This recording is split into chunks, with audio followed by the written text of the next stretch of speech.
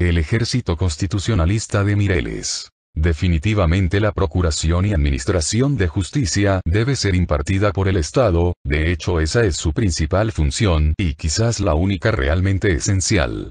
Sin embargo, el Estado es un ente humano que comete errores y es susceptible de corromperse, por eso existe la política. Si el Estado fuere perfecto, la política no tendría más razón de ser que una ciencia exacta como la física analizando fenómenos inmutables.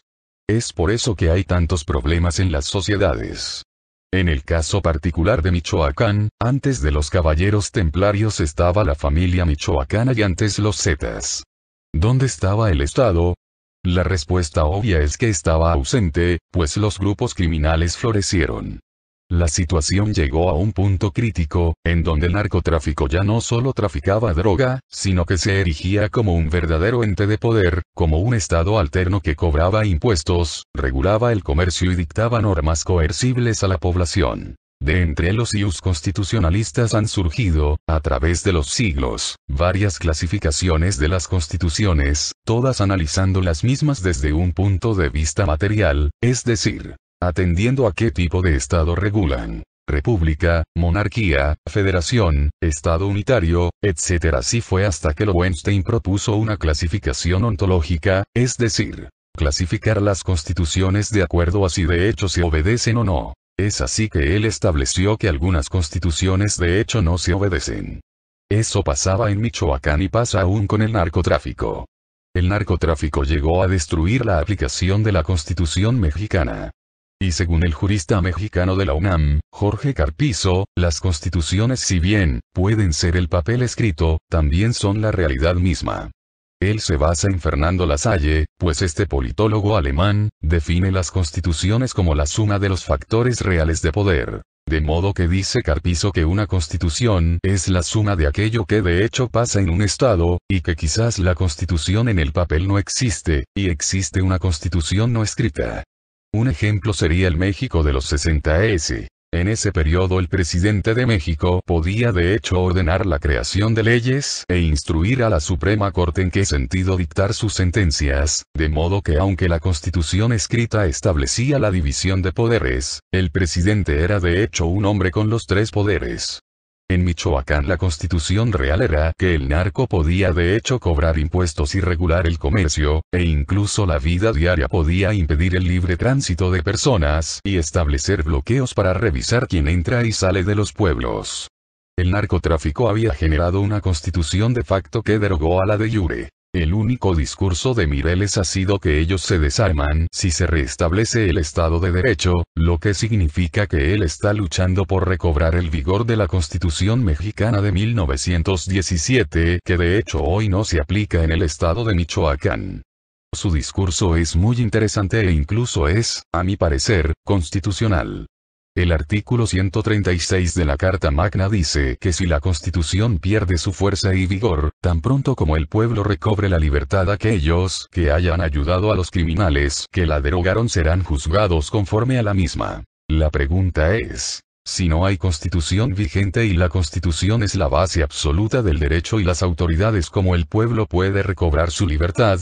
Es obvio que mediante la fuerza o la diplomacia.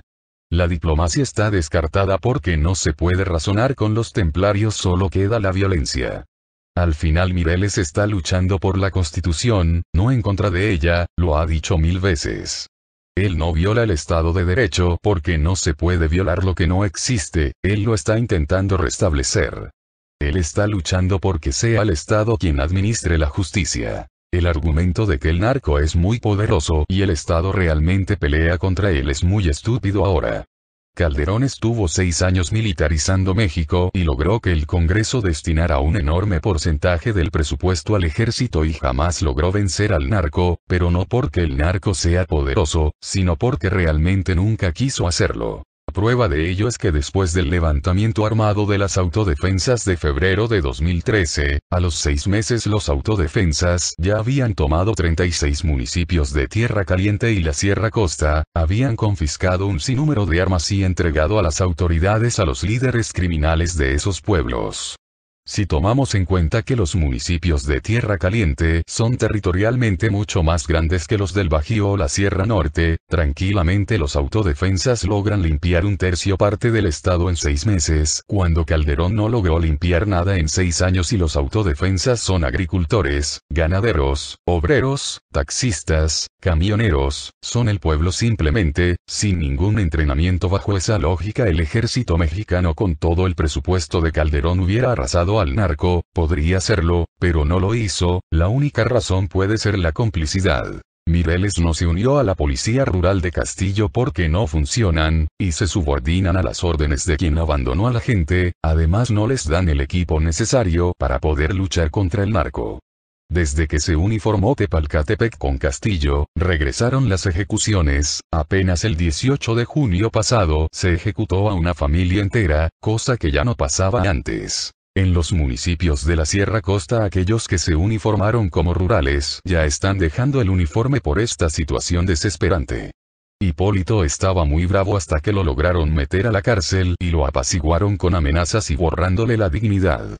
Eso es lo que quieren hacer con Mireles, dudo que lo logren y espero y rezo porque no pase. El arresto de Mireles es injusto porque el Estado exige el desarme a los civiles, pero no al narcotráfico realmente. Los templarios siguen operando. Además ya obran pruebas en la causa de Mireles, como vídeos del momento, de que Mireles no estaba armado, pues él jamás porta armas. Por otro lado, ser líder de un grupo armado es lo legítimo si el Estado no te garantiza el derecho a la vida e impide la opresión criminal. La Declaración Universal de los Derechos del Hombre de 1789 dicta el derecho humano a resistir a la opresión. Por otro lado, la doctrina penal dice que si bien una conducta puede ser típica y antijurídica, puede no ser culpable, o sea que puede no ser reprochable, y un ejemplo de esto es el estado de necesidad.